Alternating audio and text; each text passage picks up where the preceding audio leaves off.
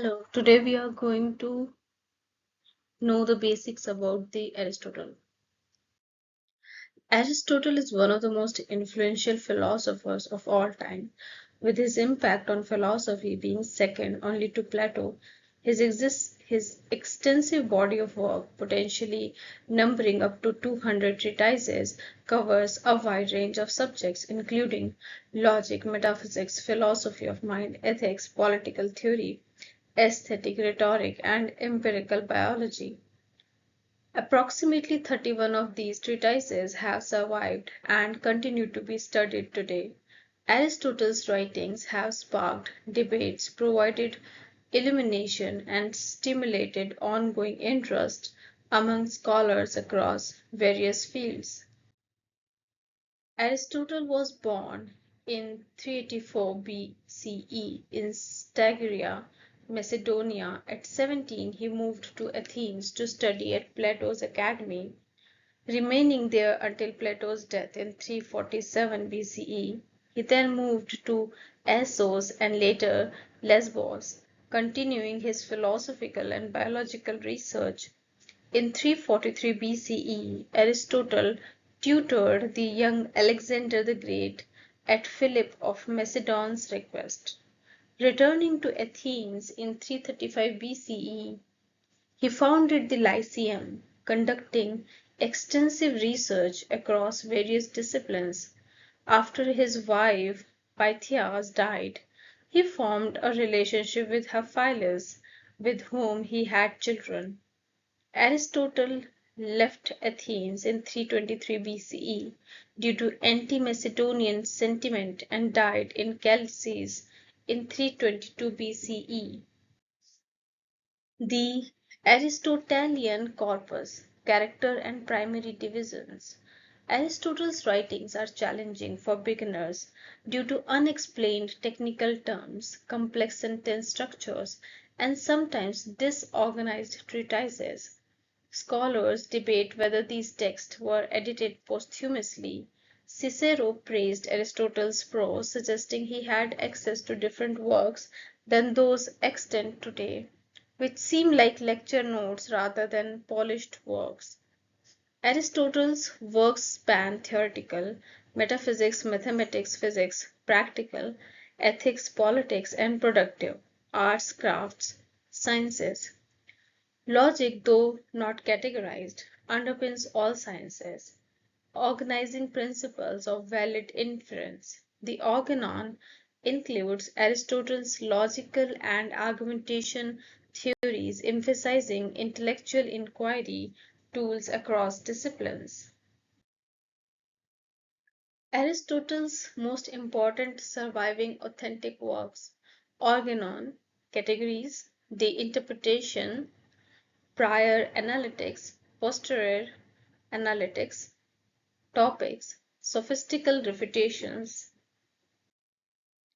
Theoretical sciences: physics, generation and corruption, decay law, metaphysics, the anima, parva naturalia, history of animals, parts of animals, movement of animals, meteorology, progression of animals, generation of animals. Practical sciences: Nicomachean ethics, Eudemian ethics, Magna Moralia, politics, productive science, rhetoric, poetics.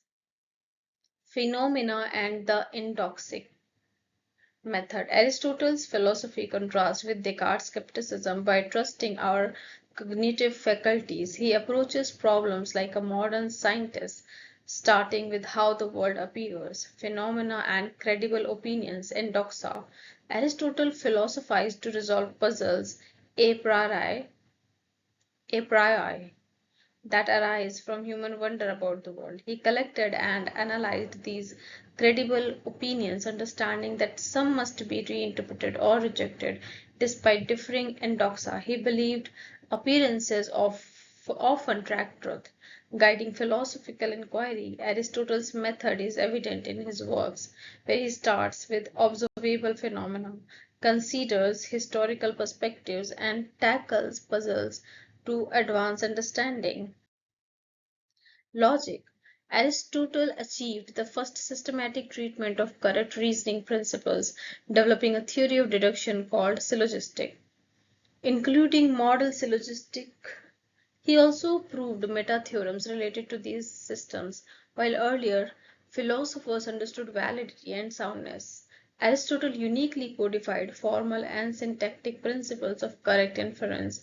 His logic's core concept, a perfect deduction, ensures validity through argument structure alone. Aristotle's deductions include intuitive validity, and he established transformation principles to relate all deductions back to perfect ones. He proved several meta-theorems ensuring all deductions' validity. Aristotle's logic, foundational for millennia, was praised by Kant for its completeness and enduring relevance. Science. Aristotle views logic as a tool for human inquiry and explanation, integral but incomplete for science. Science requires more than deductions. It needs arguments with necessary premises that reveal the true nature of things. Aristotle emphasizes demonstration, deductions with premises that uncover causal structures and necessities. Science must explain less known facts through more fundamental, better known ones. As in the example of why trees shed leaves, he rejects the idea that all knowledge is demonstrable, arguing that first principles must be indemonstrable. Aristotle believes knowledge begins with perception, leading to an understanding of necessary features through experience and intellectual apprehension. Dialectic. Not all rigorous reasoning is scientific. Aristotle recognizes that much of his writing does not meet the scientific standards set in his posteriori analytics. Often we reason from widely accepted opinions, endoxa, rather than known necessary premises. For this, Aristotle proposes dialectic, a method for deductive reasoning based on endoxa, avoiding contradictions. Dialectic serves three roles: training, conversational exchange, and philosophical sciences. In the latter, it helps evaluate endoxa, test their validity, and first guide us toward first principles. Thus, dialectic is crucial in philosophical inquiry, reflecting Aristotle's confidence in human reason and investigation. Essentialism and homonymy. Aristotle believes we can uncover necessary features of reality through rational grasping of truths or dialectical investigation using endoxa. He emphasizes essence specifying definitions in science, reflecting his deep commitment to essentialism. Aristotle uses various terms for essence, most notably what it was to be. He distinguishes essential properties from non-essential ones, propria, which follow from essence but do not define it. Aristotle's essentialism asserts that essential properties are explanatorily basic. He often contrasts his essentialism with Plato's univocity, proposing instead a core-dependent homonymy where concepts like healthy have a primary sense guiding related uses. Category theory. Aristotle's theory of categories underpins his philosophy, categorizing basic kinds of beings. In the categories, he identifies 10 categories: substance, quantity, quality, relative, where, when, being in a position, having, acting upon, and being affected. These categories are seen as both exhaustive and irreducible. Aristotle's categories are fundamental to understanding reality, such as treating time as a dependent quantity. This theory also explains the codependent homonymy of being, where all categories rely on substance. Despite criticism, including from Kant, Aristotle uses the categories throughout his work to provide philosophical guidance across various domains. The four causal account of explanatory adequacy. Aristotle's four causal explanatory scheme is central to his philosophy, emphasizing the necessity and sufficiency of four types of causes: material, formal, efficient, and final. In his physics, Aristotle illustrates this with examples like a bronze statue, where material cause is the bronze, formal cause is the shape, efficient cause is the sculptor, and final cause is the purpose of honoring. While some phenomena lack certain causes, example coincidences lacking final causes, most explanations require all four. Aristotle argues that these causes are essential for true explanatory adequacy, grounding knowledge in these fundamental explanatory factors. Hylomorphism. Central to Aristotle's philosophy is hylomorphism, which posits that ordinary objects are composites of matter and form. Hylomorphism addresses puzzles about change, asserting that all change involves a persisting element, matter, and a gained or lost element, form. For example, when bronze becomes a statue, the bronze persists and the form of the statue is gained. Aristotle pairs this with the distinction between potentiality and actuality. Matter is potentially something until form makes it actually so. This theory underpins his explanations of change and asserts that matter and form are fundamental, mind independent aspects of reality. Aristotelian teleology. Aristotle's four causal explanatory scheme includes material, formal, efficient, and final causes. The most controversial is the final cause, which Aristotle defends as essential for understanding natural phenomena. He critiques Plato's theory of forms, arguing that potentialities require actual efficient causes to become actualities. Final causes explain why things happen for specific purposes, like kidneys purifying blood.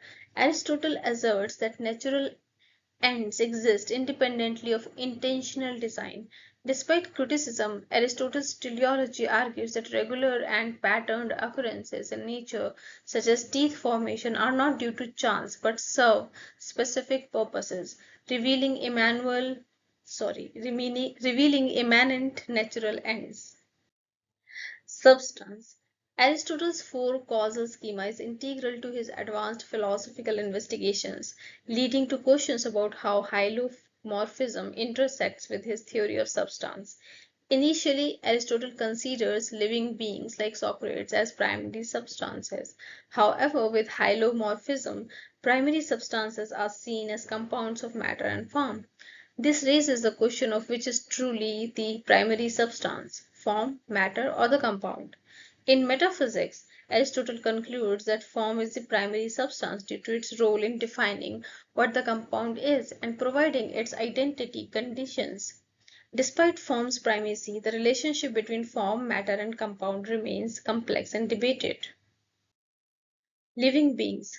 Given the primacy of form as substance, Aristotle identifies the soul as the form of a living being, serving as the source and cause of life. All living things have souls, distinguished by their ability to live.